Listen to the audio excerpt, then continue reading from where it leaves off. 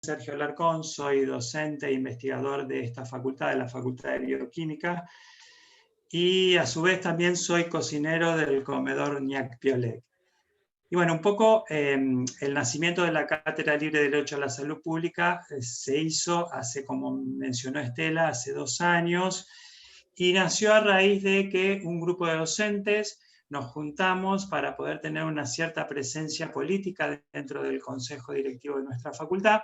Armamos un grupo allá por el año 2018, ese grupo se llama Refundar, y bueno, en diciembre en diciembre del 2018 hicimos la presentación de este grupo, donde uno de los pilares era justamente la Cátedra Libre de Derecho a la Salud Pública. Y bueno, lo que buscábamos un poco era, a partir de nuestro lenguaje científico y técnico, de nuestras experticias o nuestra currícula, era poder construir, y esto es muy personal de nuestro grupo, y que es prácticamente nuestro primer objetivo con respecto a la Cátedra Libre, era la posibilidad de construir nuestra propia dialéctica política. Y bueno, ahí hicimos esa presentación en diciembre, que fue a escasos días de lo que fue el Foro Mundial del Pensamiento Crítico, donde hubo una de las charlas que nos impactó mucho, que fue la de Nacho Levi, el referente de la Garganta Poderosa, donde habló fue muy crítico con la academia, donde habló de deconstruir la academia, donde era necesario no trabajar sobrevalorando los conocimientos teóricos que corresponden a la academia por sobre los conocimientos prácticos de los sectores populares o incluso de los movimientos populares, que era necesario una mixtura entre esos conocimientos. Es más, en esa charla él cita una metáfora bastante fuerte que dice: en nuestros barrios están los libros más difíciles de conseguir, los que nunca se pudieron escribir, los que nadie quiere imprimir. Por eso un poco desde la Cátedra Libre, y aquí nace nuestro segundo objetivo, que probablemente sea uno de los más importantes, que nosotros queremos realizar actividades de extensión a través de la Cátedra Libre. No solo los integrantes que formamos parte, sino también los participantes, si quieren participar de actividades de extensión. O sea, es una cátedra libre que está abierta a toda la comunidad. Y bueno, el programa en sí de esta cátedra libre incluye 4 ejes de desarrollo que queremos que estén atravesados justamente por la construcción de ese diálogo de estos saberes. Los 4 ejes son salud pública, medicamento, alimento y hábitat. Y lo queremos analizar bajo 2 conceptos. El de salud global, más allá del concepto global de salud del individuo, queremos incorporar también en la discusión lo que es la salud ambiental, no solo como parte importante para la salud del individuo, sino también como un tema importante per se. Y bueno, y después el otro concepto con el que queremos trabajar es el Estado, el rol del Estado y las políticas de Estados aplicados a cada uno de estos ejes. A lo mejor parece un poco tirado de los pelos o una ligazón forzada entre estos 4 ejes, sin embargo, y en el contexto de la crisis sanitaria que estamos viviendo, sin embargo, en el año pasado, el Comité de Crisis de la Villa 31, no sé si se acuerdan, por allá tipo mayo más o menos, gritó fuertemente: emergencia sanitaria, habitacional y alimentaria ya. Queda claro que las directrices de la Organización Mundial de la Salud respecto a la pandemia por la COVID, donde definía distanciamientos e higiene en los sectores vulnerados, eso es imposible, porque el lenguaje común es el hacinamiento y la falta de agua. Y eso es terrible, porque es incompatible con un Estado de Derecho pleno. Aquí nace nuestro tercer objetivo, que es, digamos, debatir sobre un sistema de salud público integrador, atento a la diversidad de la sociedad y a la complejidad que esto representa. O sea, un sistema que posibilite un intercambio con los distintos actores de la comunidad y que permita avanzar hacia un estado de salud más justo e inclusivo. O sea, pretendemos armar esta cátedra libre cumpliendo con muchos de los objetivos de desarrollo sustentable, pero básicamente el que más nos estaría interesando a nosotros sería el objetivo relacionado con la educación. Y bueno, esto fue un poco respecto a lo que es la cátedra libre. Tiene 4 ejes. Hoy vamos a hacer una presentación general sobre lo que son 2 de los ejes, salud pública y alimento. Correspondería empezar por salud pública, pero bueno, ya que yo estoy hablando, me voy a encargar de la presentación de la parte del alimento. Y bueno, estamos nosotros empezando esta cátedra libre en este año, donde... Esperen.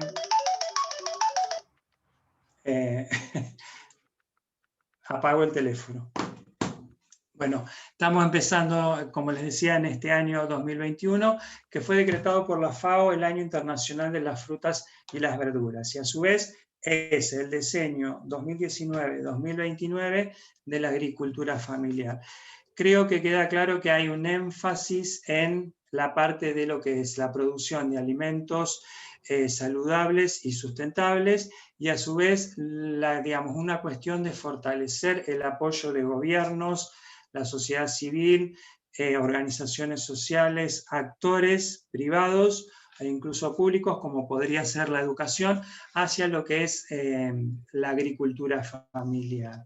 Por eso, un poco el cuarto objetivo, y que tiene que ver con las charlas que se van a dar durante todo el año, como parte del sistema educativo, desde la Cátedra Libre, queremos visibilizar y poner en valor las acciones relacionadas con la agricultura familiar y los sistemas alimentarios sustentables. Sistemas alimentarios que en la actualidad están fallando. Ya lo dijo el secretario de la ONU, en el mundo la producción de alimentos es suficiente para alimentar a toda la población. Esos son 7.800 millones de personas, y sin embargo hay más de un 10%, 820 millones de personas, fundamentalmente niños y niñas, que tienen hambre o alguna carencia alimenticia. Y bueno, y en este aspecto creo que Argentina es un claro ejemplo que el hambre tiene poco que ver con lo que es la producción de alimentos. Estamos en este siglo atravesando lo que sería una crisis civilizatoria, que excede lo que es la crisis sanitaria que estamos viviendo por la COVID. Y en esta crisis, el alimento, por su producción, por su distribución y por sus características de salubridad, el alimento es central y debe ser discutido. O sea, la problemática relacionada con el alimento no es la producción, sino la redistribución, la falta de redistribución. Y creo que en ese aspecto el tema o el punto central de esta crisis civilizatoria justamente es, en forma global, la redistribución, la falta de redistribución. Y bueno, volviendo al tema del alimento, teniendo en cuenta lo que hemos mencionado y viendo el nexo entre lo que es alimento y salud, se pueden definir 4 problemas fundamentales: hambre, desnutrición, malnutrición y sobrealimentación. Sacando la malnutrición, que es transversal a todas las clases sociales, las otras 3 tienen una pertenencia clasista fundamental. Estos 4 problemas, combinados con los modos de producción de los alimentos, nos llevó a nosotros a establecer 6 tópicos justamente en este eje del alimento. Y bueno, que uno es la seguridad alimentaria, que hace referencia a que toda persona tiene que tener acceso a alimento en cantidad y en calidad suficiente como para poder llevar una vida plena. O sea, hace referencia a lo que es el hambre cero y las políticas de Estado. si tenemos en cuenta un poco en la Argentina que hay respecto a seguridad alimentaria, y bueno, haciendo un poco de historia y considerando el periodo democrático posterior al último periodo militar, tenemos en el 84 se definió el Programa Alimentario Nacional, el famoso PAN. Después en el 2003, en plena consonancia con directrices de la Organización Mundial de la Salud, nace el Plan Nacional de Seguridad Alimentaria. Sin embargo, el salto cualitativo se da, digamos, y que es bastante promisorio, todavía se da en el 2020 cuando se decreta el programa Argentina contra el Hambre. Y este programa es, digamos, consideramos que se produce un salto cualitativo porque tiende a que exista una accesibilidad al alimento en cantidad y en calidad. En cuanto a cantidad, a través de la tarjeta alimentar, que es, digamos, que universaliza el acceso al alimento, y la calidad a través de lo que sería nutrición e información nutricional. Bueno, en este programa de Argentina contra el Hambre se genera el Consejo Federal, donde una de las participantes son las universidades, y bueno, y aquí un poco tenemos un quinto objetivo de la cátedra, que es realizar talleres en el contexto de Argentina contra el Hambre. De hecho, tenemos algunos de los integrantes de la cátedra un proyecto que se llama Anadán Lacchigui Añilquilac Temaichiguiñi, que, digamos, intenta realizar talleres con sectores vulnerados y con la educación formal. Talleres obviamente relacionados con el alimento.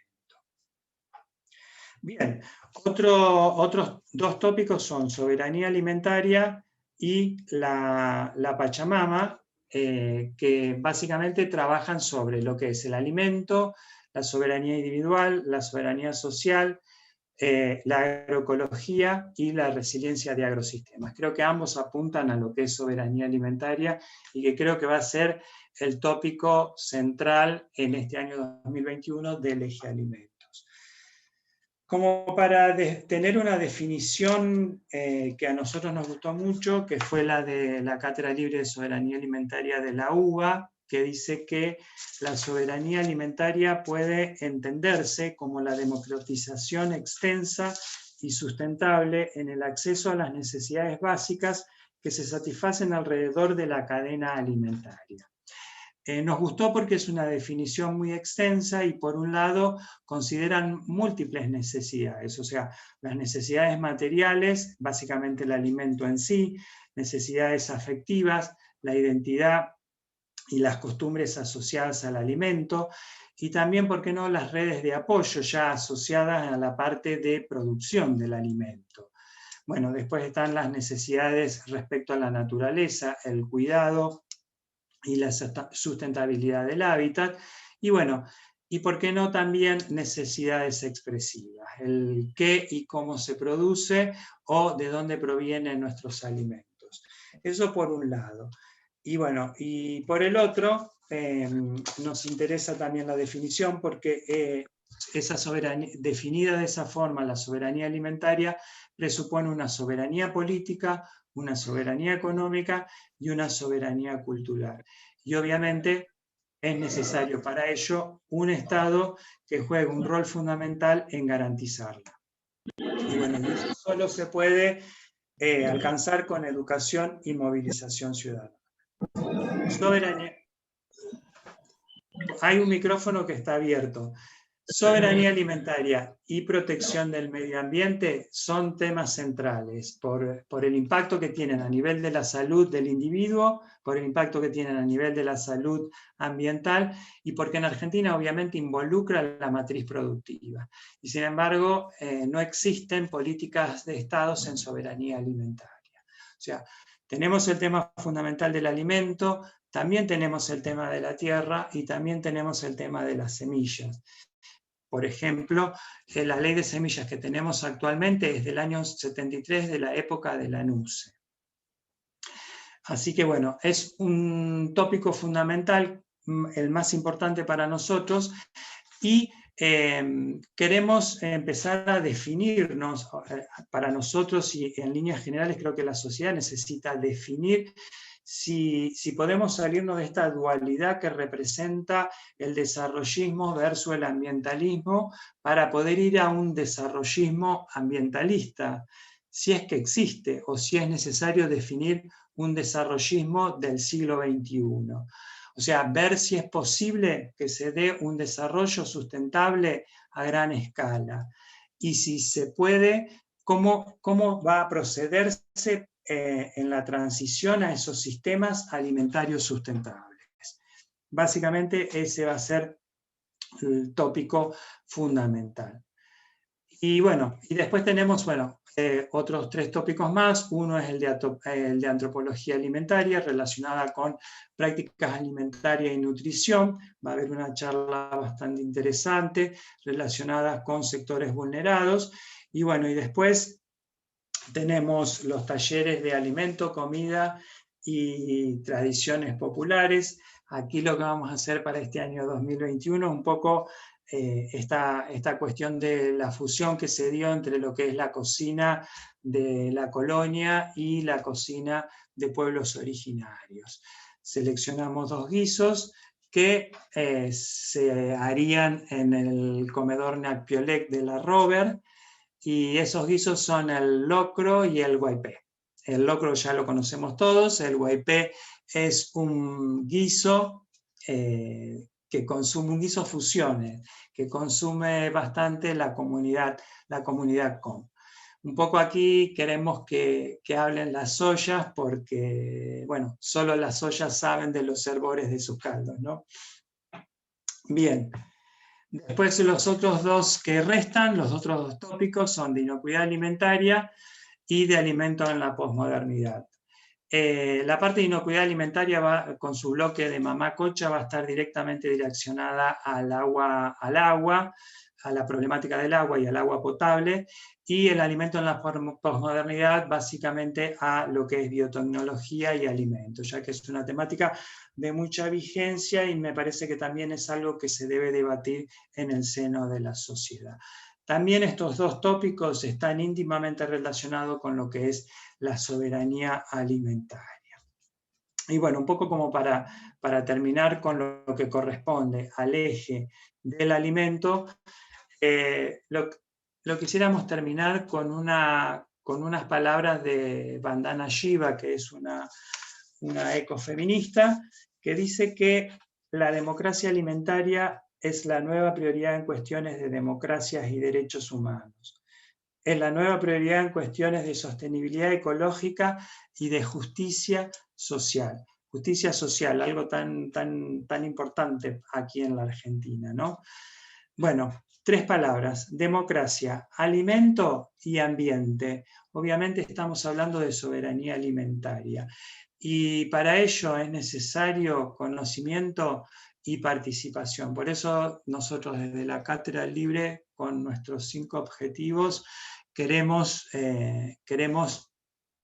básicamente abordar esto. Y bueno, como diría Cerati, ahí vamos. O como hubiese dicho Cerati, ahí vamos. Ahora le tocaría a Cristina la parte de salud pública, y bueno, y después estaría la charla de Pedro Romero. Bueno, hola, ¿qué tal? Para los que no me conocen, soy Cristina Carrillo, soy investigadora de CONICET y profesora de la Facultad de Ciencias Bioquímicas y Farmacéuticas de Rosario. Bueno, el objetivo de la Cátedra Libre creo que ya quedó discutido o ya quedó enmarcado por las palabras de Sergio. Y los 4 ejes que nos hemos propuesto son los 4 igualmente importantes, pero uno reside en el otro. La importancia de la salud pública va a residir en la importancia de la política alimentaria y también va a residir en la importancia del hábitat, del medio ambiente, etc. Bueno, yo soy un poquito más estructurada que Sergio y además no soy especialista en el tema, entonces hice un PowerPoint Y porque me puse una meta bastante ambiciosa, y no era mi experticia, y me puse una meta media ambiciosa, que era la de hacer una breve historia del sistema argentino de salud.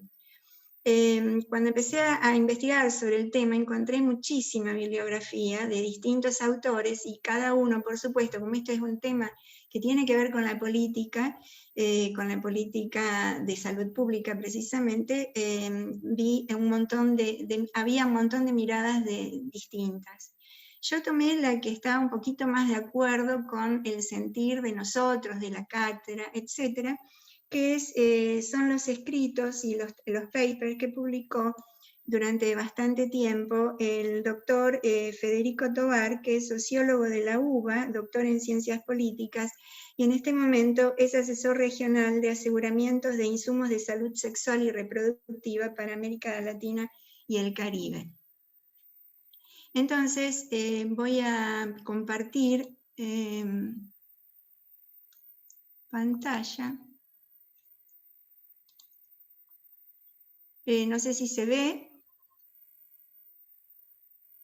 Sí, ¿Se está se viendo? ve. Perdón. Sí, sí. ¿Sí? Perfecto. Bueno. Sí, se ve.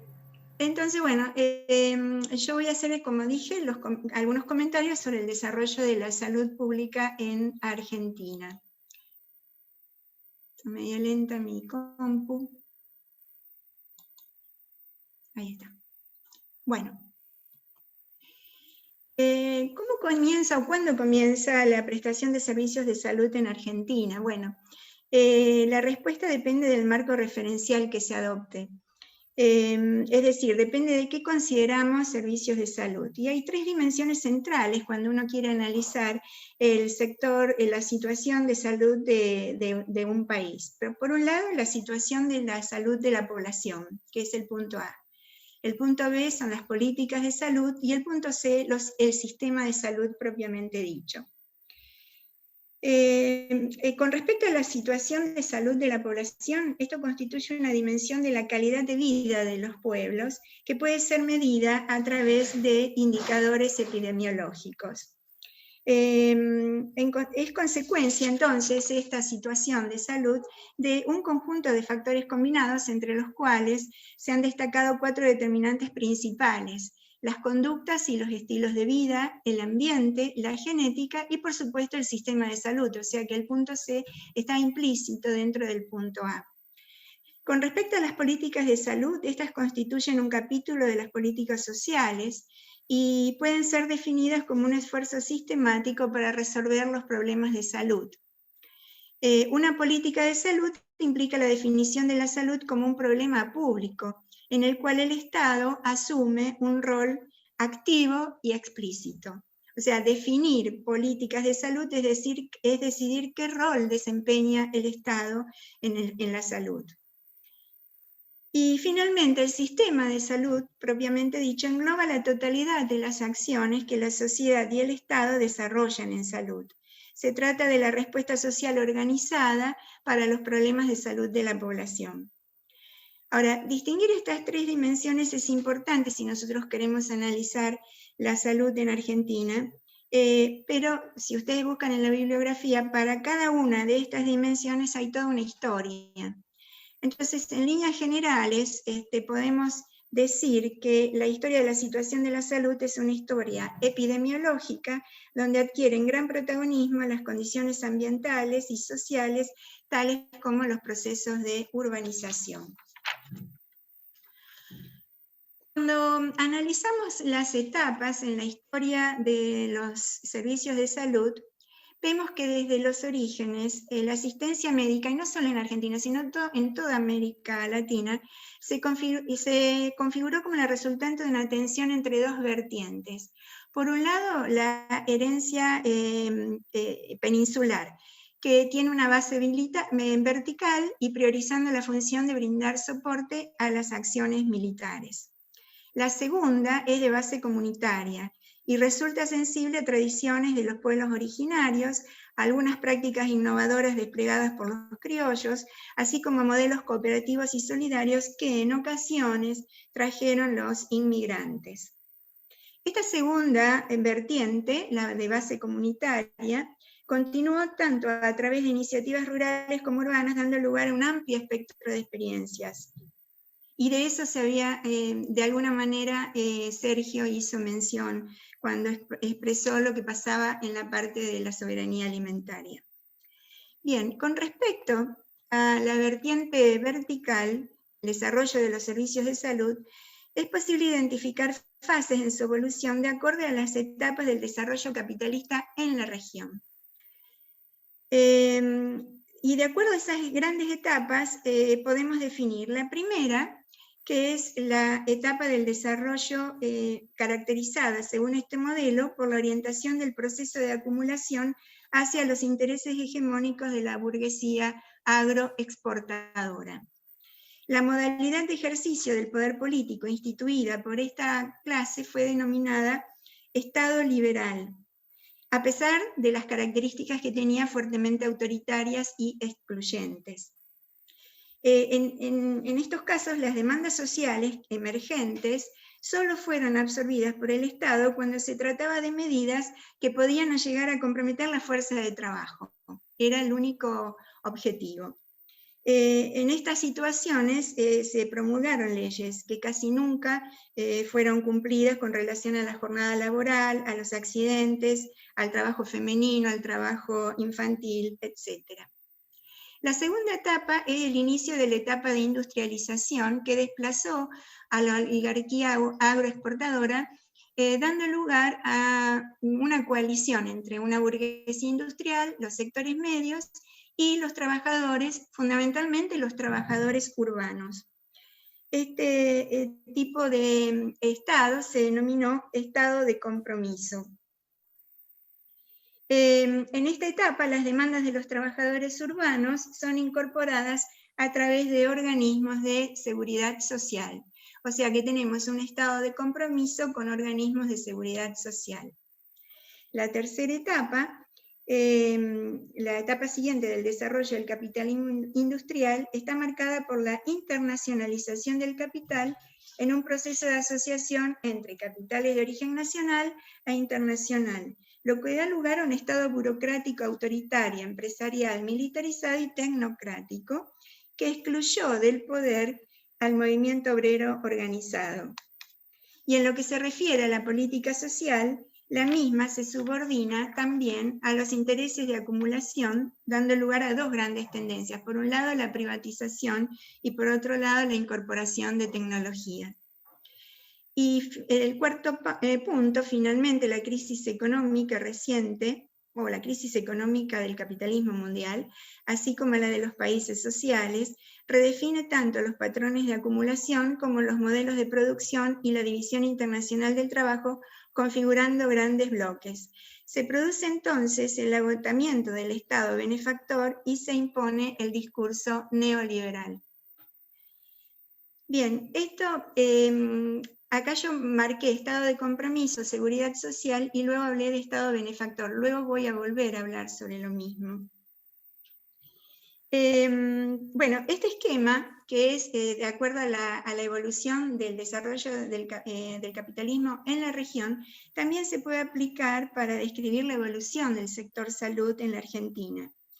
Y de acuerdo a ellos, podemos distinguir lo que sucedió en Argentina en los distintos estadios como un primer estado en donde la medicina se ejercía en forma de policía médica, luego tenemos el estado de bienestar, el modelo desarrollista y finalmente el modelo neoliberal. Respecto al primer estado, durante una extensa primera fase del desarrollo del sector salud, la medicina progresaba de forma totalmente independiente a las funciones del Estado.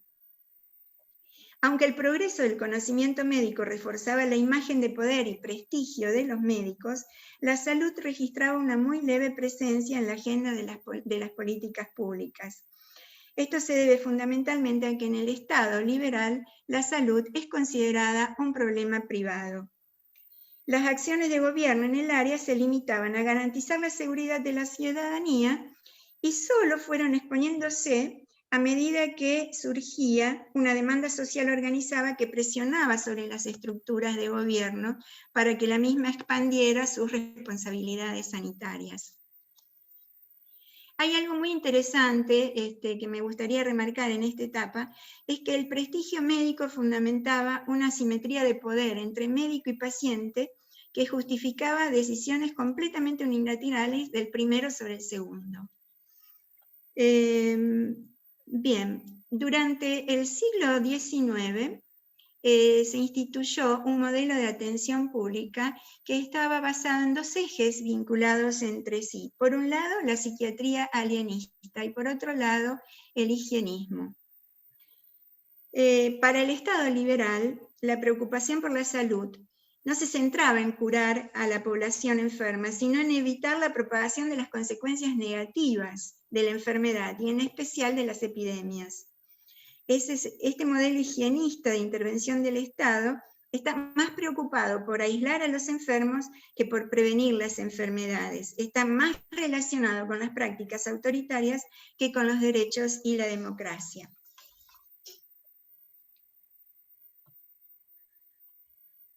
Hacia finales del siglo XIX, con esta modalidad higienista de intervención del Estado, comenzó a coexistir una segunda modalidad de carácter asistencial más preocupada por la atención médica a la población enferma. O sea, hubo un grupo de médicos higienistas, pero reformistas, que estaban más preocupados por atender a la salud de la población. Hay muchos médicos involucrados en este proceso, muchos nombres importantes, pero yo acá quise hacer un paréntesis y nombrar específicamente a Carlos Malbrán. ¿Por qué? Porque el año pasado se cumplieron 80 años de su muerte y sus principales obsesiones, que eran la lucha contra las epidemias y la vacunación como prevención de enfermedades, cobran un renovado vigor en el presente contexto de la pandemia.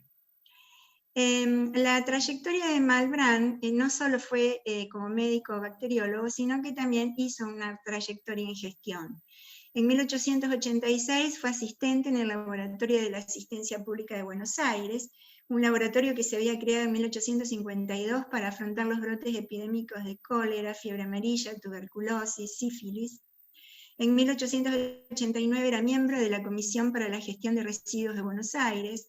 En el 92 fue inspector de higiene de la Municipalidad de Buenos Aires y en 1900 fue designado director del Departamento Nacional de Higiene. Este Departamento Nacional de Higiene era un núcleo importante del poder médico, un antecedente de lo que sería luego la Secretaría de Salud Pública en 1946, tema sobre el cual vamos a volver a hablar. Tenía como meta intervenir en situaciones sanitarias en todo el territorio nacional, aunque bien nunca logró superar las autonomías provinciales. De hecho, cada provincia y también algunos municipios habían organizado sus propios departamentos e instituciones de control, algunas provincias con instituciones bastante adelantadas, como la provincia de Santa Fe. El Departamento Nacional de Higiene contó con prestigiosos y activos directores y asesores como Eduardo Wilde, Emilio Coni, José Pena, entre otros, que hicieron grandes aportes. Y en general todo lo que ellos pretendían era que el DNH regulara la práctica médica y centralizara la administración de la atención médica. Pero este departamento fue incapaz de doblegar el poder de la Corporación Médica Defensora de la Práctica Liberal de la Medicina. No pudo controlar el mosaico de servicios médicos, públicos, privados y mixtos que proliferaban en Argentina desde fines del siglo XIX. Y para terminar este paréntesis que hago, me pareció interesante mostrarles una caricatura de Carlos Malbrán que fue publicada en la revista Caras y Caretas en septiembre de 1900, que ilustra gran parte del ideal higienista de esa época.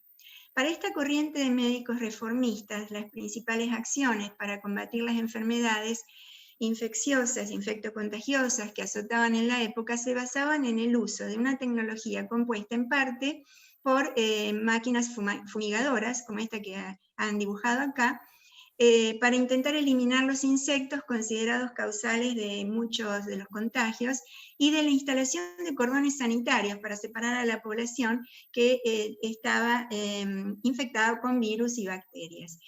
Por eso el dibujo, esta caricatura, en donde él sostiene en su mano derecha este cordón, ¿no? Como para simbolizar ese cordón sanitario.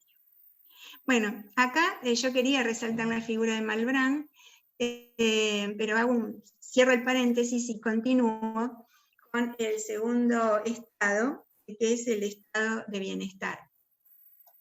Acá el surgimiento de nuevas amenazas, esto a nivel mundial también, el surgimiento de nuevas amenazas a la calidad de vida, tales como guerras, epidemias y grandes catástrofes, unido a la expansión de demandas sociales, impulsaron una progresiva incorporación del Estado en las cuestiones de salud. Y sin embargo, este proceso no se manifestó en forma homogénea ni simultánea en todo el mundo. Se identificaron algunas trayectorias en el desarrollo de los servicios de salud. Por un lado, por ejemplo, el modelo del seguro social bismarckiano, instituido por el barón von Bismarck, primero en Alemania y luego en el resto de Europa. Por otro lado, el modelo del seguro social, que sí se desarrolló específicamente en Alemania, que era distinto al del resto de Europa. Y en tercer lugar, el modelo de welfare o seguridad social de Inglaterra, inspirado en el informe de Lord Beveridge. Luego vamos a volver sobre eso. Entonces, en Europa, con el desarrollo de una clase trabajadora mayoritaria, comenzaron a surgir mecanismos administrativos y financieros de concesión de beneficios, tales como pensiones, seguros por accidente de trabajo, atención de salud del trabajador, auxilio por maternidad, etc., que se expanden por iniciativa de los propios trabajadores. Eso se denominó mutualismo. Y en otras partes tomó una forma conjunta, un esquema tripartito de empresas, trabajadores y Estado. Eso fue lo que ocurrió específicamente en Alemania. Ahora bien, en el caso de Argentina, en contraste con acciones asistencialistas por las cuales los sectores más poderosos concretaban ayuda social y sanitaria, asociaciones benéficas, surgían también expresiones de solidaridad mecánica desde abajo, o sea, desde los trabajadores hacia arriba, en forma de seguros mutuos o mutuales de carácter no estatal.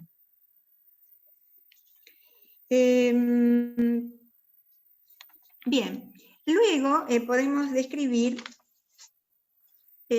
una cosa interesante de decir, que en el caso argentino, también en el desarrollo del seguro social, la vía alternativa antecedió a lo que luego se convirtió en el camino hegemónico para el desarrollo de la asistencia médica. En contraste con acciones asistencialistas por las cuales los sectores poderosos concretaban ayuda social y sanitaria en favor de los sectores desfavorecidos, en general a través de lo que dije antes, asociaciones benéficas, surgían estas expresiones de solidaridad, de socorros mutuos o mutuales. Y en sus comienzos, estos esquemas mutuales se organizaron por la nacionalidad de origen de los inmigrantes que las criaban, y hasta por credo religioso también. Luego, junto con una creciente industrialización, prosperó su organización por rubro laboral. Antes que alentar la constitución de un mercado prestador de servicios de asistencia médica, los esquemas mutuales promovían la integración vertical de financiamiento y provisión. Bien, ¿qué pasa entonces ahora con el estado de bienestar? A medida que el mercado de trabajo formal crecía, el seguro social como esquema de protección se expandía y se redefinía. Y se redefinía en este estado de bienestar, con este esquema tripartito que habíamos hablado antes de trabajadores, empresas y Estado. Ahora, en sentido estricto, se diferencia el sistema de seguro social del de seguridad social. porque en los países que han incorporado reformas de su sistema de salud avanzados desde el primero, desde el seguro social, hasta el segundo, hasta la seguridad social o estado de bienestar, la distinción es de uso corriente. Esos países como por ejemplo Italia, España, Brasil, no es lo mismo seguro social que la seguridad social.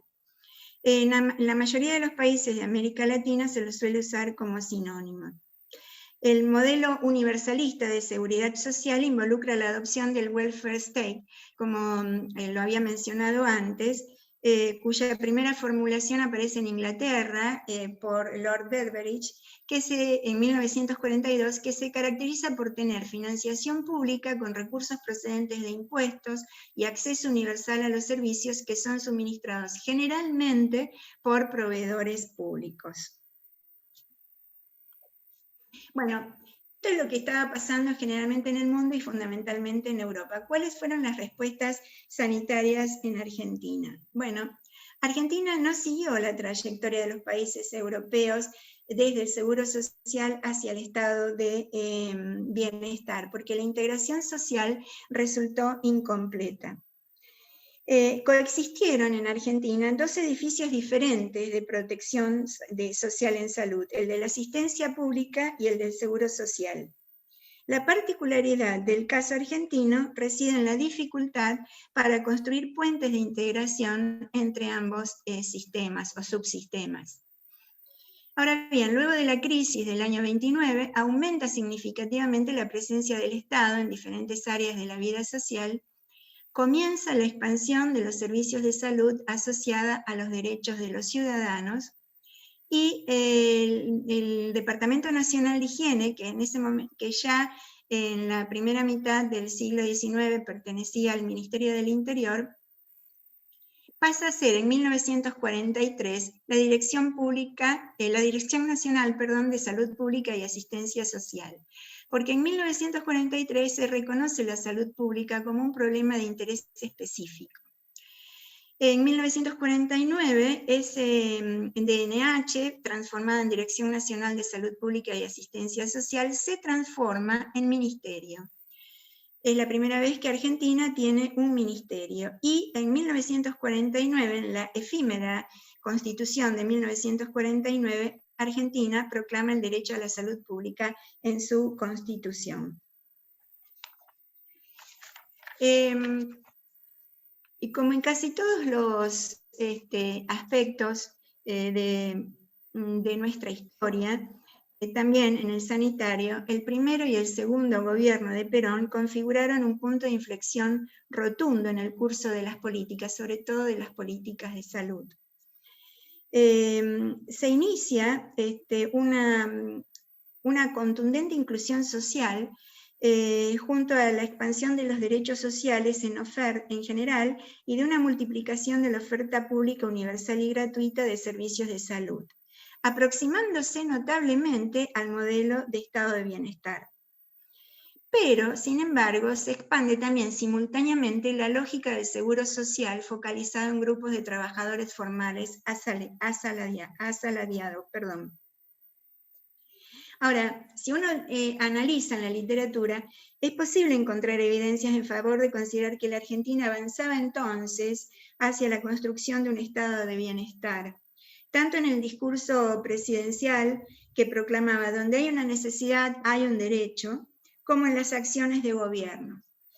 Por ejemplo, entre 1946 y 1951 se construyeron 4.229 establecimientos sanitarios, entre ellos 35 grandes policlínicos, de tal manera que al llegar al año 1954 había 7,4 camas cada 1.000 habitantes. Entonces, en términos de política de salud, había por primera vez una política integral e integrada de salud que tenía un plan analítico, que fue desarrollado en 1946, que constaba de casi 2.000 páginas, y ese plan analítico destacaba no solo qué se debía hacer para lograr cada meta sanitaria en cada provincia, sino también quién debería ser el responsable por el logro de dicho cumplimiento. Los logros en políticas de salud en ese entonces fueron contundentes. y en comienzo de los años 50, por ejemplo, por poner un ejemplo, se había erradicado el paludismo. Todo esto se debió a la labor de todo un gobierno con una política y del primer ministro de Salud nombrado en ese Departamento Nacional de Higiene que se transformó en Secretaría y luego en Ministerio de Salud. El primer ministro de Salud fue Ramón Carrillo, que estuvo al frente del ministerio desde 1946 a 1954. Me pareció interesante traer esta frase de Carrillo, porque habíamos hablado de los higienistas, ¿no es cierto? Y lo que él decía era que la tarea de los higienistas no rendirá sus frutos si previamente no se consolidan las leyes obreras destinadas a dignificar la tarea en las fábricas y oficinas, a mejorar los sueldos y salarios, a ampliar los beneficios de las jubilaciones y pensiones que amparen a las familias. O sea, la salud vista desde un punto de vista absolutamente integral. Se institucionaliza entonces una concepción propia de medicina social y durante el primer plan quinquenal de desarrollo, desde 1947 a 1951, se sancionan las leyes de sanidad pública y de construcción, habilitación y funcionamiento de los servicios de salud. A través de estas leyes se garantizaba la financiación y sostenibilidad de los servicios públicos para ofrecer asistencia médica completa y gratuita al 65% de la población argentina que era considerada no pudiente y para ofrecer servicios a tarifas reducidas a otro 20% de la población en mejor situación económica. Fíjense algo interesante, que el acta fundacional del Servicio Nacional de Salud británico, que hoy se considera paradigma de un sistema universal y público, data de 1949. Para ese entonces ya estaba puesto en marcha un sistema que se acercaba al estado de bienestar y se superaba bastante el británico tanto en recursos como en resultados obtenidos. O sea que podemos pensar que Ramón Carrillo leyó el informe en Beveridge, publicado en 1942, antes que el propio gobierno británico que lo había encomendado. No obstante, todo esto que se pudo aumentar, o sea, que pudo producir durante esta época, poco después de la gestión de Carrillo, con sus avances en la implementación del sistema público de salud, la dirección del sistema, luego que él no estaba en el gobierno, y después, por supuesto, después del golpe militar que lo siguió avanzando en el sentido de un modelo de seguros de salud. Se expande y se consolida el sistema de obras sociales, estrechamente relacionado con sistemas solidarios de financiamiento de servicios de atención médica, con los gremios profesionales y los sindicatos de obreros y empleados. Y al mismo tiempo que ocurre esto, se detiene la expansión de la oferta pública y luego empieza a deteriorarse. Y acá yo subrayé sindicatos para no olvidarme de decirlo también como un paréntesis en todo esto, por la importancia que tienen los sindicatos. El surgimiento del sindicalismo como actor reconocido en el interior del sistema político se encuentra en la base del estado de compromiso. Y no solo representa una de las diferencias más importantes con las condiciones vigentes bajo el anterior estado liberal, el estado de policía, sino que también constituye un dato sustantivo en las formas de organización de los sistemas de salud y atención médica. Bueno, se consolida, o sea, después de todo este apogeo de la salud pública, se va a consolidar un sistema heterogéneo y fragmentado, que luego se constituirá en el principal condicionante de la formulación de políticas de salud en Argentina. Luego se continúa esto con el Estado desarrollista. El rol distribucionista del Estado es reemplazado en el desarrollismo por el de garantizar la acumulación de capital. El sector sufre el impacto de las políticas de austeridad fiscal, las propuestas de descentralización y desburocratización, específicamente dirigidas al cuestionamiento del modelo organizativo peronista, concluyen por trasladar bajo la responsabilidad de los estados provinciales la administración de la red hospitalaria nacional. Ahora, la actividad del Estado se contrae, Pero que el Estado se contraiga no implicaba un achicamiento, sino por el contrario, los organismos estatales se expanden, desarrollándose una capa tecnoburocrática con vinculaciones en el sector empresario nacional e internacional, comprometida en la planificación del desarrollo a través de iniciativas privadas. Finalmente, llegamos al Estado neoliberal. El modelo de Estado burocrático autoritario que se instala en la Argentina a partir de 1976 asume características fundacionales y desarrolla todos sus esfuerzos en erradicar las bases del Estado de compromiso, que asumía funciones de intervención, de mediación de intereses conflictivos, con un fuerte error en la distribución del ingreso a través de instrumentos fiscales.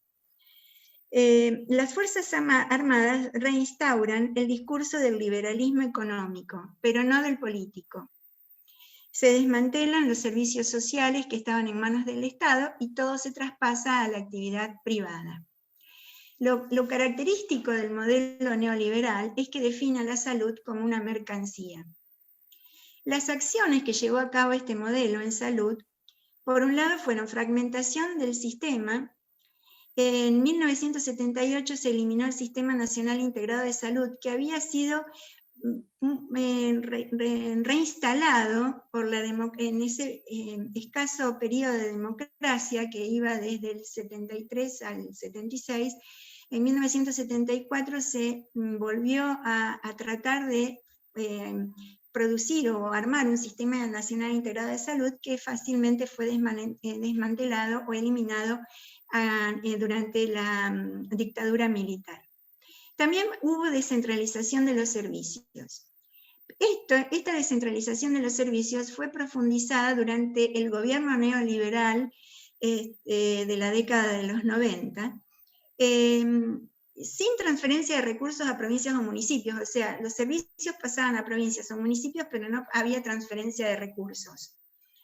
Y también esto dio como consecuencia fortalecimiento del sector privado, pero por default, porque hubo reducción de la financiación de los servicios públicos.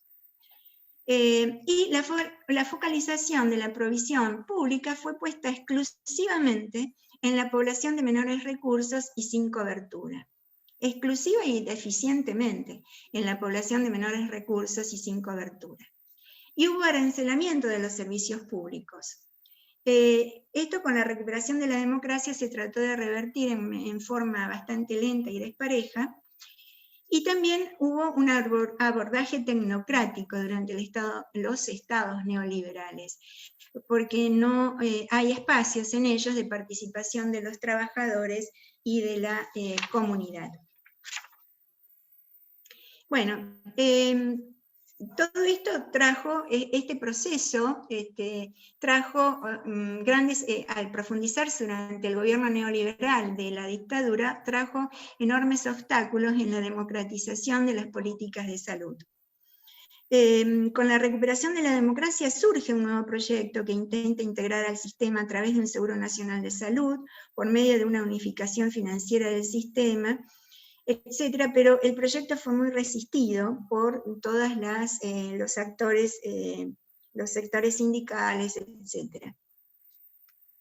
Y el impulso integrador del Seguro Nacional de Salud se pierde luego en leyes sancionadas en 1988, que es la Ley de Obras Sociales y de Creación del Sistema Nacional del Seguro de Salud, que aunque asumieron algunas pautas regulatorias del sistema, solo dejan como puente para una posible integración la posibilidad de que los fondos de aportes y contribuciones sean complementadas con recursos del Tesoro Nacional.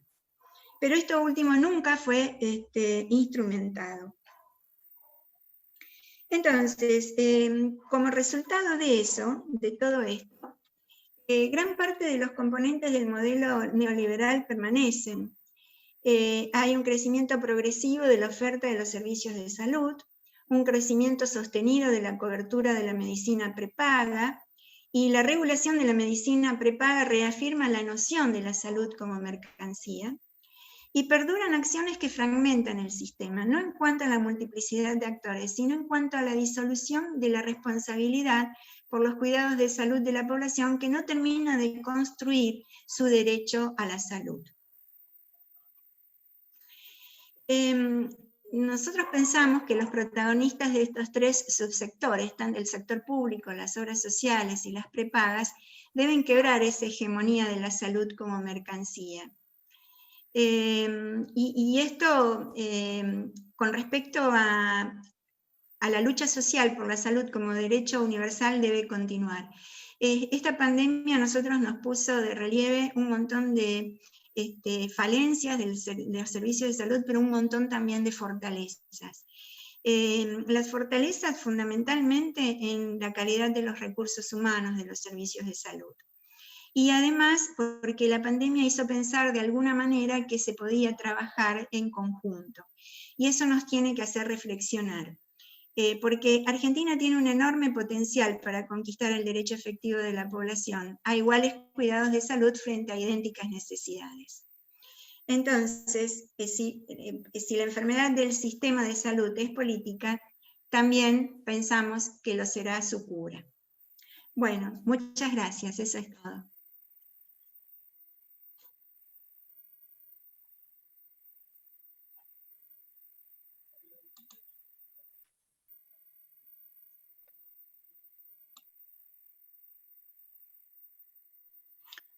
Bueno, ahora continúa Pedro.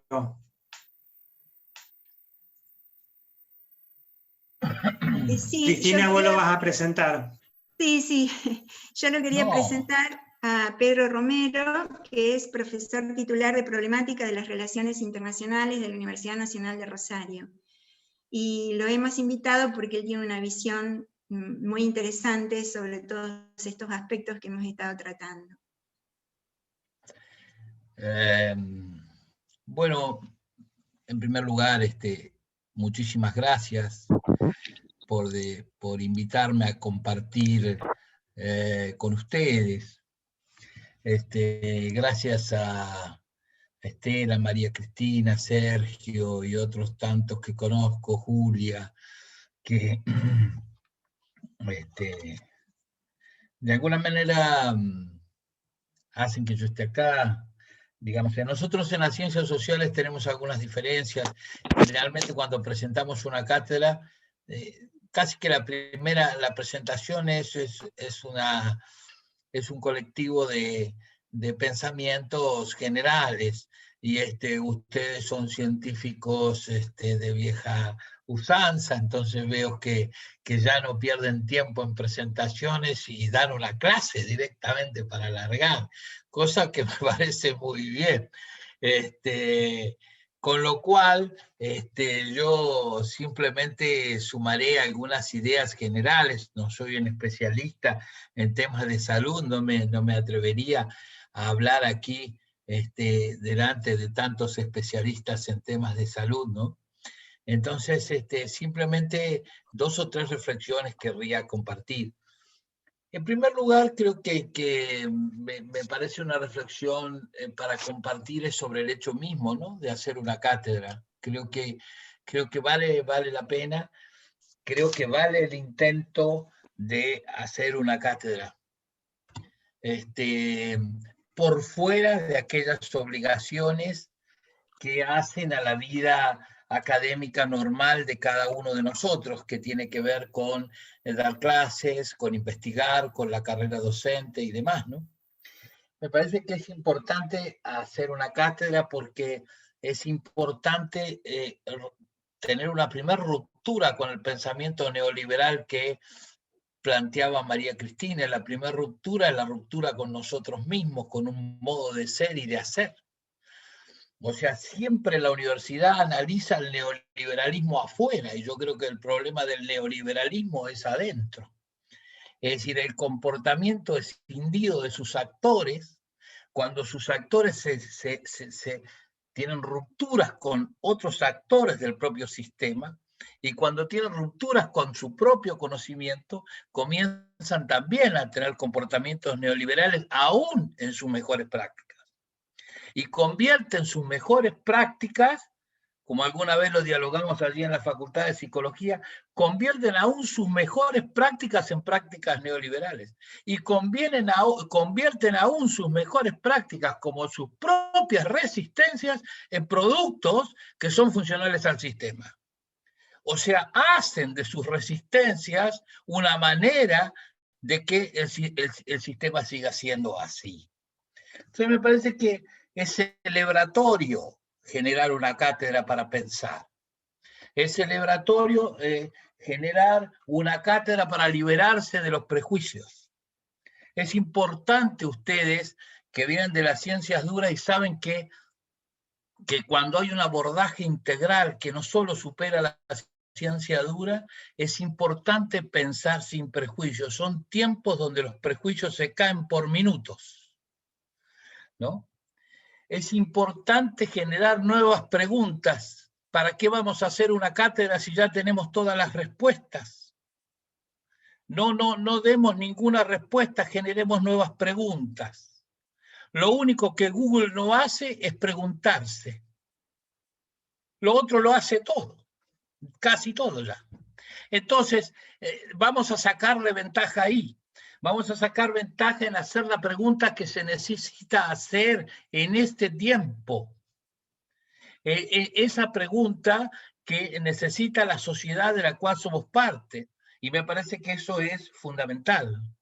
Una cátedra universitaria no es una ONG. La universidad no puede convertirse en una organización no gubernamental en ningún escenario. Bajo ningún concepto vamos a hacer una Cruz Roja académica. Eso no es así. Eso no es así, si es eso lo que se espera. De ninguna manera. O sea, yo creo que construir una cátedra supone pensar el pensamiento disponible, el pensamiento que está allí, que necesita volver a pensarse con otras categorías sobre aquellos valores que, si se quiere, están en nosotros, que tienen que ver con la emancipación de los hombres.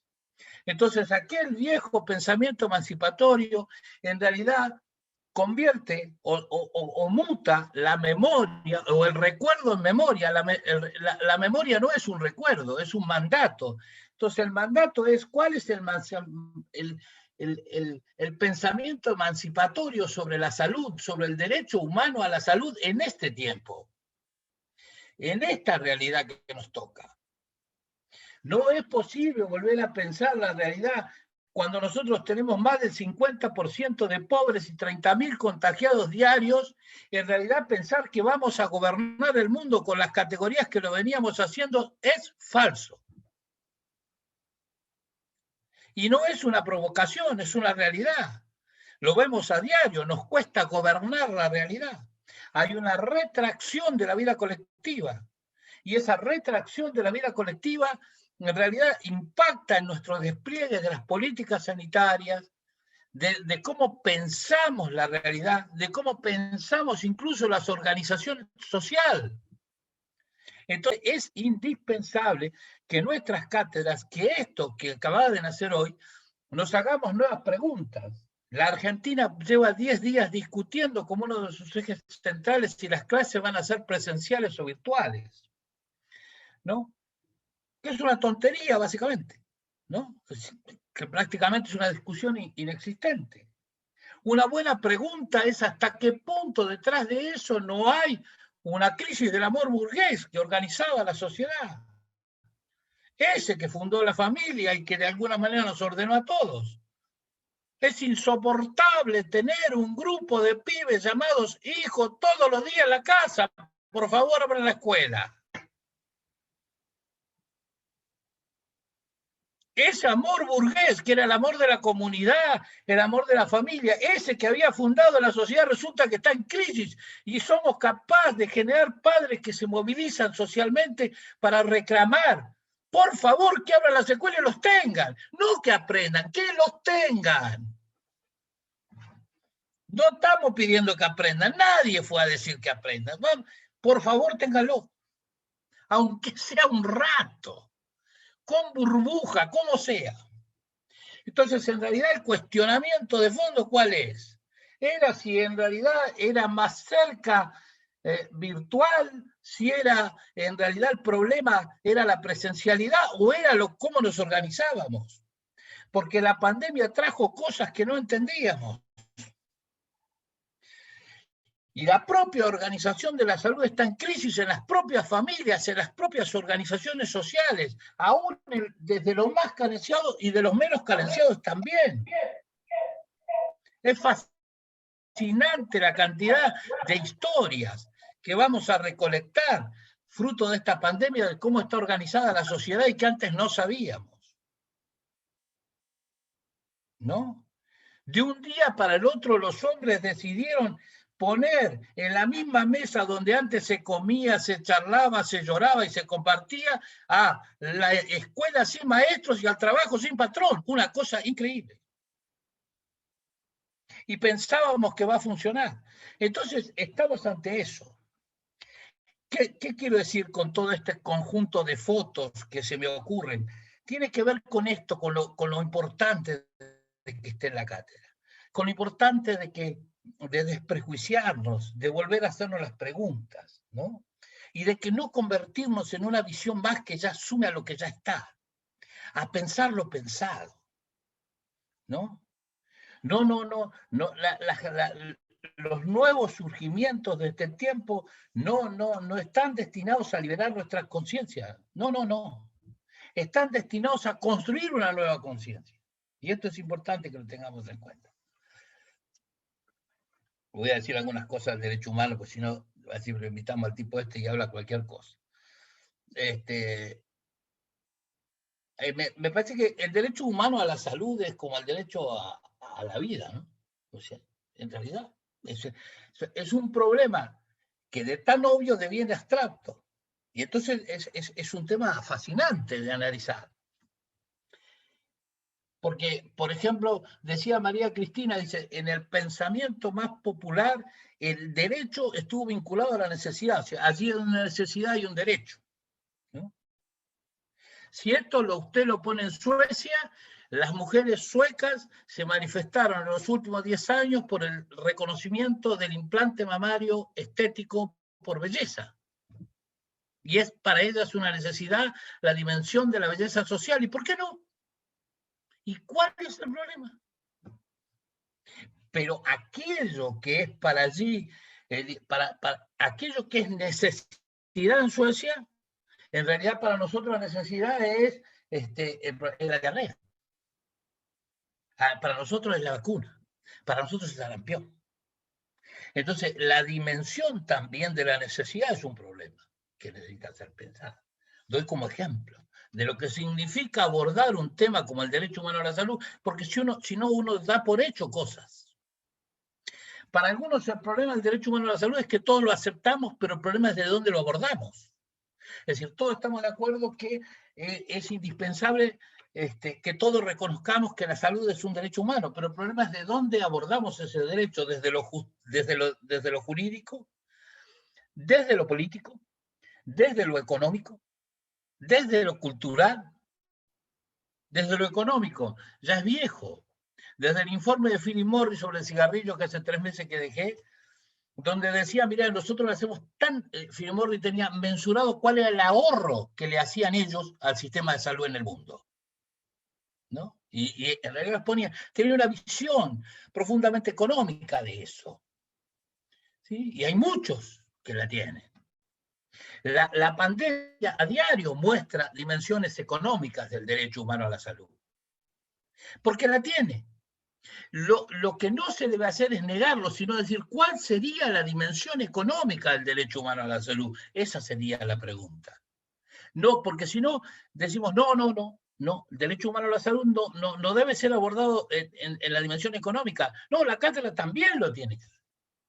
También tenemos que pensar, porque pensar el sistema de salud es pensar también en el desarrollo, pensar en la economía, pensar en los impuestos, etcétera, etcétera, ¿no? Ustedes me dicen, pero también tiene una dimensión cultural el derecho humano, por supuesto, porque en realidad la sociedad de hoy también se cuestiona dónde ubica la muerte. Entonces, de acuerdo a dónde ubique la muerte, en realidad también cobra una dimensión distinta al derecho humano a la salud. En esa historia, si uno hiciera más lejos la historia de María Cristina, el hombre durante mucho tiempo, la Edad Media, la Edad Moderna, la dimensión épica del humano, la idea de morir con causalidades, la idea de una felicidad de la muerte, suponía que también tener una causa para vivir que te podía conducir a la muerte era parte de una vida saludable. ¿No? Yo creo que, es decir, no es como Woody Allen, no tengo héroes y vaya usted a encontrar un plomero, ¿no? En aquel juego irónico terrible, o sea, ya ni siquiera encuentro un plomero. O sea, el derecho, ¿no? Yo recuerdo, no quiero ser muy largo, yo recuerdo, me invitaron a trabajar, estuve trabajando unos 15 días por un organismo internacional en educación en África, ¿no?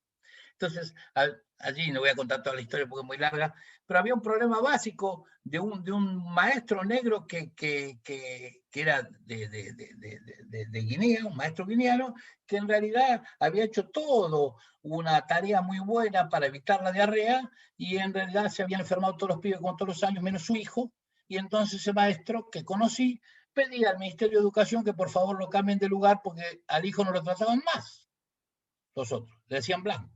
¿No? O sea, en realidad todos debían, la lógica de esa cultura era enfermarse y volver a vivir, no enfermarse. ¿No? Entonces, en realidad suponía que la salud, la vida y la muerte también representan un nudo a trabajar.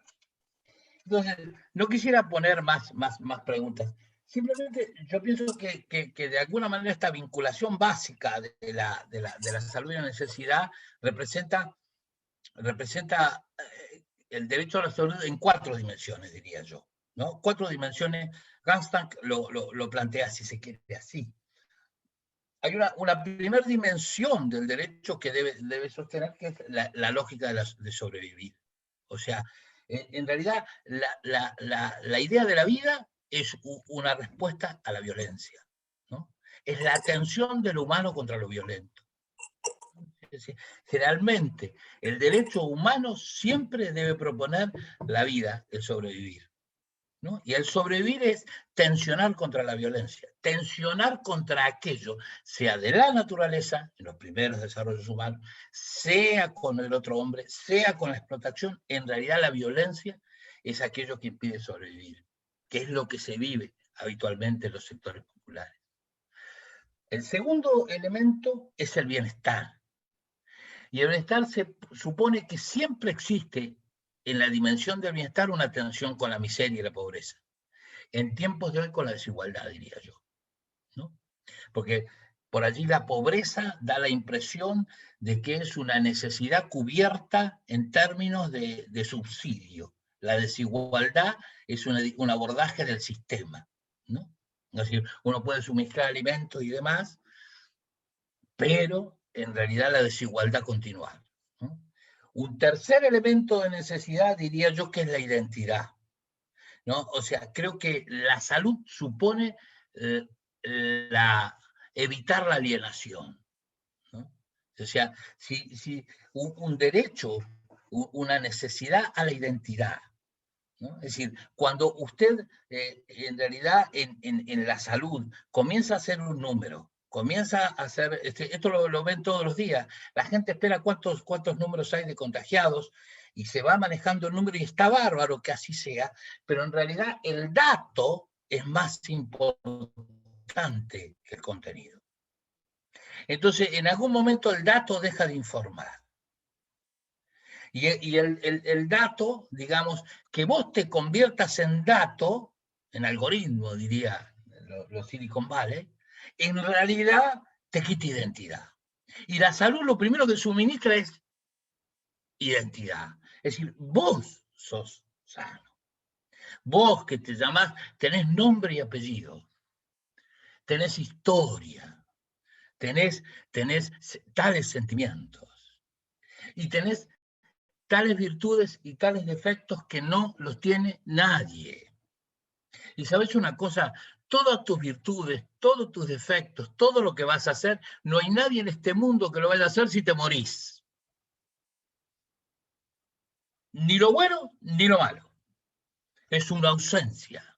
Entonces la identidad es evitar esa ausencia y creo que está en la base de la necesidad del esquema de la salud. Y por último, me parece que la salud aporta una dimensión de la libertad. Por eso tensiona con la represión. Todo esquema de necesidad es una necesidad de libertad, porque la necesidad de libertad es una larga lucha emancipatoria de los hombres de la naturaleza, y eso supone la libertad y el encuentro con otro hombre en una conciencia común emancipadora. Entonces, a mí me parece que estas dimensiones son las dimensiones que en el fondo hay que interrogar. Y le soy honesto, me parece que muchas veces el derecho a la salud lo hemos confundido con un problema de ética médica en los últimos tiempos, y hemos estado discutiendo muchísimos más problemas medicalizados. Hay una medicalización de la salud que en realidad le ha quitado el plano de la identidad, el plano de la vida, el plano del bienestar o del desarrollo, como dijo Sergio, y incluso el plano de que evita la represión a el derecho a la salud. Me parece que hay que reconocer ese derecho, pero reconocer ese derecho no es solo que el otro esté bien, sino reconocerlo en el otro, ¿no? Es decir, y para eso es importante los 4 puntos que siempre se le exigen a una política pública de salud. Primero, que esté disponible. Segundo, que sea accesible. Tercero, que sea aceptable. Esto es, que tenga un respeto ético. Y cuarto, que sea buena. Yo creo, tal vez sea provocador esto, yo creo que no hay ninguna épica en la necesidad. Es decir, me parece que hay, la épica está en las personas. Entonces, nosotros, si vamos a construir una cátedra, que comencemos a reflexionar la salud, porque tomamos un mandato emancipador como derecho, que tiene que ver con que hagamos un sistema más justo para esta sociedad desde la perspectiva de la salud, tiene que ver con que la épica no está en los necesitados, la épica está justamente en nosotros, que vamos a aportar eso. Es decir, en realidad la necesidad es necesidad. Están las personas que reclaman un derecho, pero esas personas tienen un nombre, tienen un apellido, y lo que viven es sufrimiento. Es solo sufrimiento, ¿no? Entonces, yo creo que esto es muy importante, porque si no nos vamos a llenar de prejuicios y vamos a repetir lo mismo. Le voy a dar un ejemplo más clásico de prejuicio. Nosotros decimos, y la ética neoliberal o el modelo neoliberal, en realidad, que aporta al mundo la privatización contra nosotros que estamos por lo público, ¿no? Esto es típico que decimos todos. En realidad, las 4 empresas más importantes del mundo en Wall Street son gratuitas. Google, Facebook. ¿Pagan ustedes por Facebook? No. ¿Por Google? Acá lo estamos usando, tampoco. Y gratis, che. ¿Cómo es? Entonces, no es verdad. Tiende a la gratuidad. El mercado también tiende a la gratuidad. El mercado está lleno de aplicaciones. El juego de la tecnología incorporada a la salud es un juego que no viene por cobrar ahí. Viene porque en realidad vos accedas porque el lucro está en otro lado. Está en darle una dimensión de en realidad previsibilidad del comportamiento de las personas. Es ahí donde se va a lucrar. ¿Sí? Eso también es una nueva dimensión que habrá que estudiar. Entonces, ¿qué quiero decir? Para no alargarme y decir un montón de introducirme en algunos otros temas. Simplemente decir esto. Primero, felicitaciones por la cátedra. Me parece que hay que hacerse muchas preguntas, las preguntas de este tiempo, de esta época, sin prejuicio, y en realidad solo simplemente manteniendo aquel mandato emancipatorio de lo justo. Creo que eso es lo que hay que hacer. No hay que tener prejuicios para preguntar, ni hay que tener prejuicios para responder. Segundo, me parece que la universidad tiene un rol en sí mismo. Cada uno de los que aquí estamos, en realidad tenemos, de alguna manera, algunas atribuciones que nos ha regalado el colectivo, que nos ha regalado el pueblo, porque todos los que están acá, en realidad estamos donde estamos y hemos podido hacer una carrera de investigador o lo que sea, porque la gente la pagó. Entonces, de alguna manera, nuestra reflexión no es ninguna devolución, no, es una obligación personal, en primer lugar. No hay que devolver nada. Me parece que hay que pensar atinadamente. No hay que pensar para hacer descansar mi conciencia, sino hay que pensar por mi compromiso personal del pensar. En tercer lugar, me parece que el derecho humano a la salud, o sea, el tema de la salud supone un tema maravilloso en que pone en juego la vida, en que pone en juego nuestras dimensiones de el por qué vivir, en que pone en juego también cómo nos vamos a organizar en la vida colectiva, que es un gran problema. Es decir, cómo vamos a hacer para vivir juntos, que es un gran tema hoy. ¿Cómo vamos a gobernar esa vida junta? ¿Y qué consideración vamos a tener sobre nuestras vidas y la vida de los demás? Creo que estos son temas maravillosos que plantean desafíos desde la economía, desafíos desde la cultura, desafíos desde la tecnología, desafíos desde la política, una verdadera ecología de la salud, no hay que plantear, que supone una nueva visión del mundo que implica la relación del hombre con la naturaleza y la relación del hombre con el otro también, ¿no? Donde se funda esa particular relación de este tiempo, es donde funda la cultura.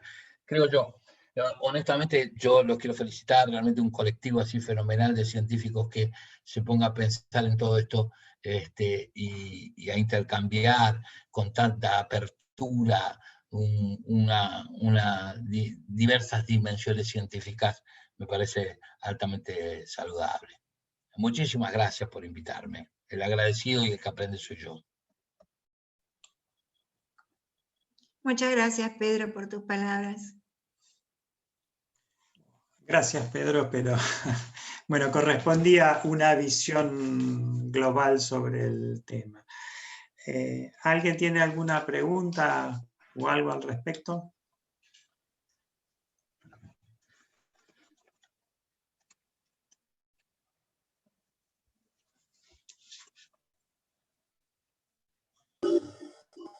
Hola, si me permiten, ¿me escuchan? Sí, Claudia. Me pareció espectacular la charla de recién, aunque la hice saliendo del trabajo y en el auto y estoy por la calle, perdonen si por ahí hablé o algo, pero espectacular y me queda que nos tenemos que preguntar muchas cosas. Y eso es lo más interesante de todo. Más que abrir una enciclopedia y leer datos y datos. Muy interesante, muchas gracias. Contenta de participar. Gracias, Claudia. Gracias. Sí, la idea es poner en debate todas estas cosas y ver qué podemos aportar en todo este sistema de salud, de alimentación, de medicamentos. O sea, tal vez no mucho, pero el solo hecho de que nos sentemos a discutir las ideas o los pensamientos ya me parece que es valioso. Al menos nos parece a nosotros. María Cristina, yo creo que podemos aportar muchísimo. Claro. Un gran saber científico me parece que es importante, es descubrir cuál es el bien que se puede hacer. Ok, claro. ¿Vos sabés? O sea, una cosa buena para la ciencia es saber cuál es el bien que puede hacer. Y es una cosa muy buena para la universidad.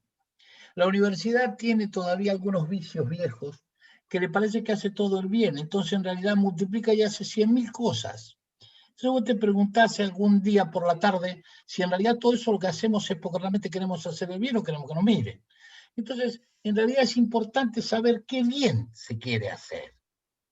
Porque hay una cosa lógica, todo el bien no lo podemos hacer. Y en realidad no saber qué bien se quiere hacer es el principal problema. Yo me parece que fundamos una cátedra aquí, ya me siento parte ya. Y entonces, en la medida que distingamos, ¿no?, claramente el bien que podemos hacer, lo que podemos hacer, bárbaro, ¿no? Yo creo que estamos bárbaros, ¿no? Eso es central.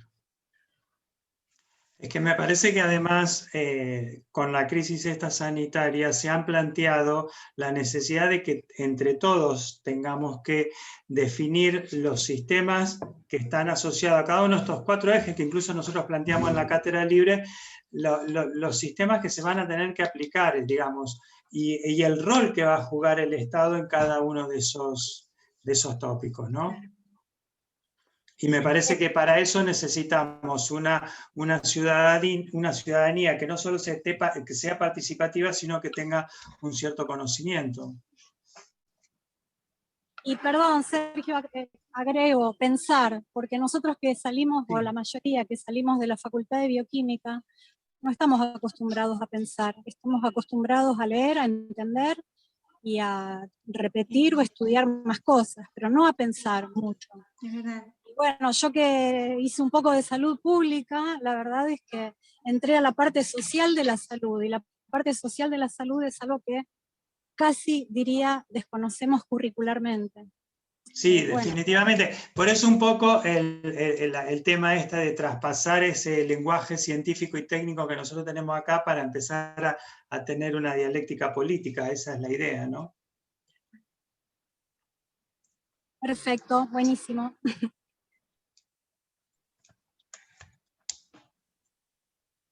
¿Alguien tiene alguna pregunta más? No, por ahí no preguntas, sino así. Comentarios. Claro, unos comentarios.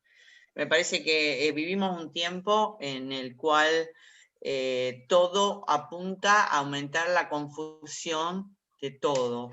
O sea, creo que un gran logro del sistema es que la gente esté confundida a tal punto de que hasta el valor de las o el significado de las palabras se confunden también. O sea, porque yo escuchaba en estas charlas, se hablaba mucho de libertad, de vida. En este periodo hemos recibido ejemplos de libertad y de vida que son por ahí contradictorios a lo que uno tiene entendido.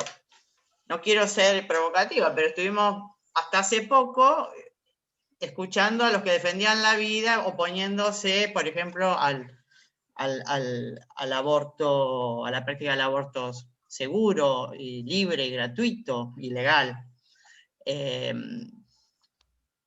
Hablar de libertad por querer ir a dar clases, por ejemplo, en el medio de una pandemia, a dar clases presenciales. O sea, que hay una ¿cómo se dice? Tergiversación de los significados de las palabras. Y todo apunta a confundir a la población en general. Y eso no es algo que es privado de Argentina.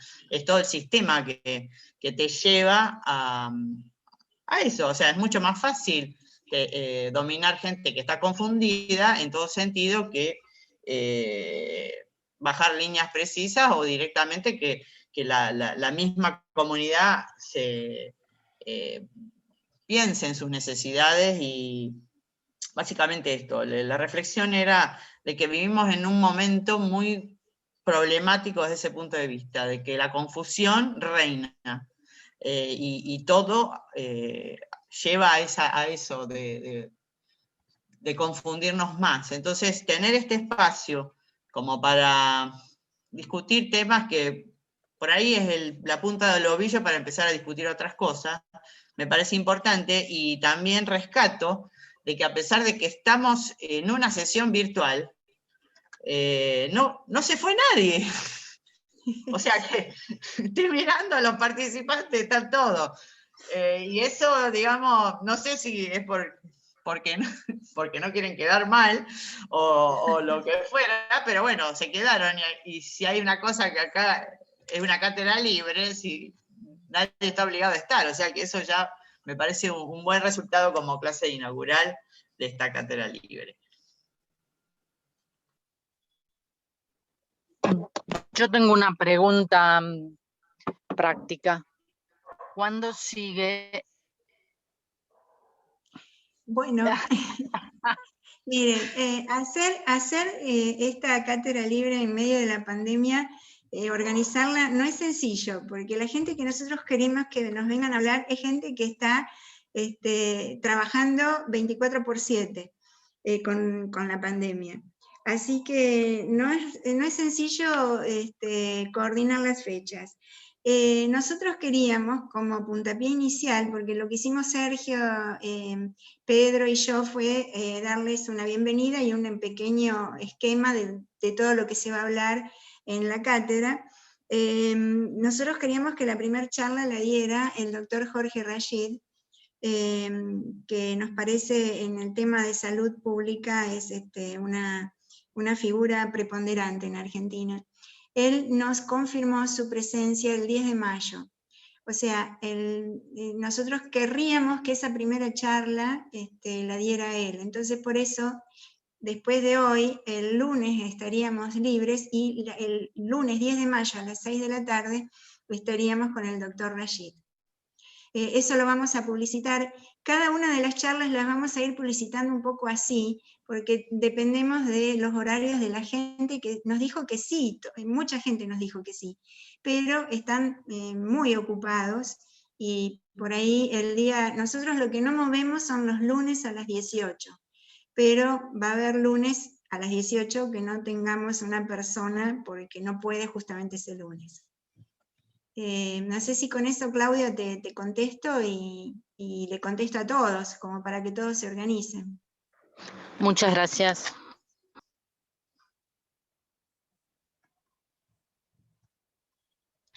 A ver, perdón, como parte de la organización, ya que lo preguntó Claudia, nosotros lo que asistimos todos los lunes formalmente a las 18 horas, y si no hubiera alguna actividad por alguna razón, o si tuviéramos algún tipo de cambio en cuanto al tema que esté ya programado, lo vamos a dar con tiempo. Pero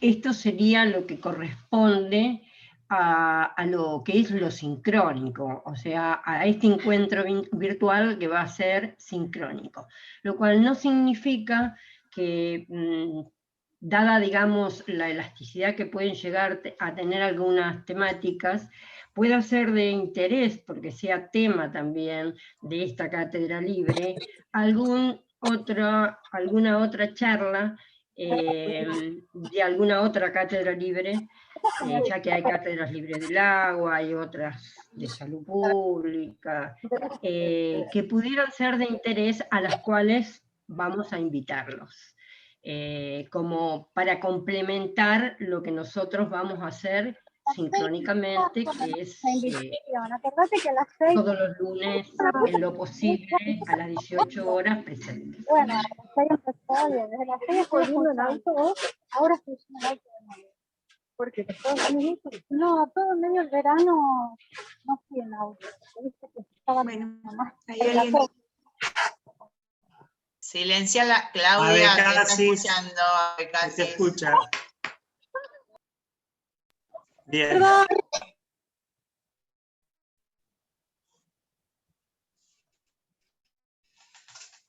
Sí, Estela, terminá. Perdón, ya había terminado, simplemente quería agregar que a lo sincrónico, que es lo que nosotros estamos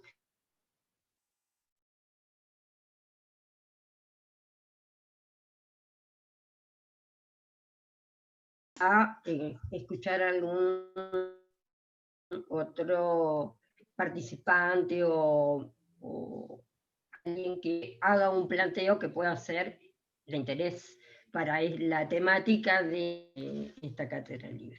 Siempre eso quería remarcar. Eso está puesto en el programa presentado o en la resolución de los dos tipos de actividades. O sea, lo que nosotros vamos a hacer más respetuosos de lo que pueden anotar simplemente para una reunión de un tema determinado, pero hay algunos otros participantes que les interesa cursar toda la temática de esta cátedra libre y seguirla en forma completa. De eso también hay muchos participantes, ¿no es cierto? Simplemente eso quería, creo que era, ya que hizo la pregunta Claudia, para más o menos que quedáramos en claro. Y bueno, nos encontraríamos entonces el 10 de mayo. El 10 de mayo, y que a todos los integrantes que están ahora que puedan invitar incluso a sectores no académicos, que era la idea, de que participaran y que pueden agregarse, ¿no? Eso, que puedan ir sumándose gente. Totalmente.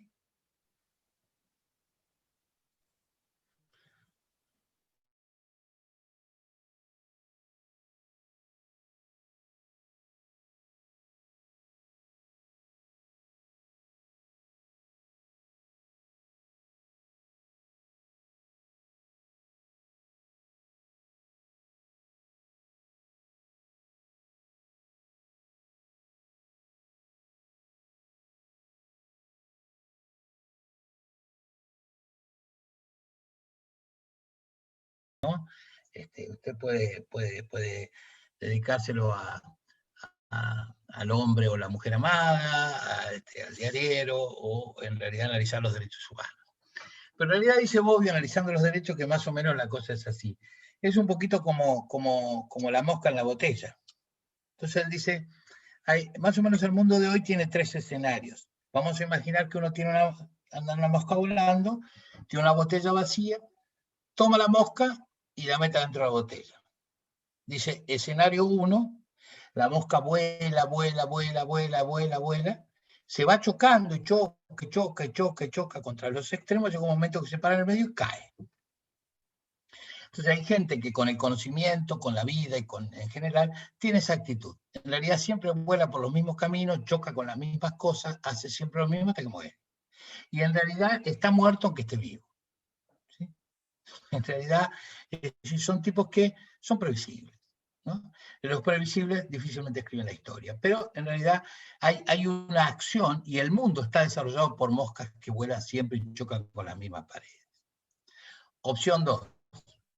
Supongamos que tomamos la mosca y lo tiramos a la misma botella, y entonces en realidad podemos imaginar que la mosquita se para en el medio, justo en el medio, y agarra y sale.